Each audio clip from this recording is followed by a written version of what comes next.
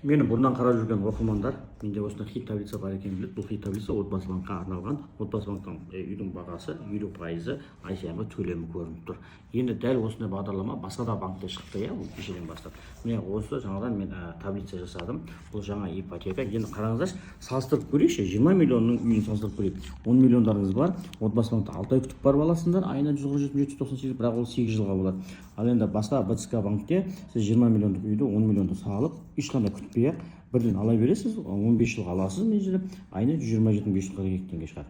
Енді қарасаңыздар, ай сайынғы төлем отбасы банктан қарағанда, отбасы банкта 100 жетіп болса, мұнда 127, 20 мың теңгеге арзандау болып тұр. Бірақ бір айта кететін достар жағдай, бұл жердегі ипотека 15 жылға беріледі. Ал отбасы банкта 8 жылға береді. Жалпы переплата жағына келген кезде отбасы банк тиімді болып қалды. Ал ай сайынғы төлемге келген кезде, бұл именно осы жаңа ипотека бағдарламасы бойынша БЦК ай сайынғы төлем более қолжетімді деп айтайықшы халыққа. Сондықтан таңдау өзіңізде, бұл жерде бір жақсы жер, ешқандай 6 ай күтіп жүрмейсіз, ал отбасы банкта 6 ай күту керек болады. Енді таңдау өзіңізде, бірінші нарықтан, екінші нарықтан үй ала беруге болады, достар.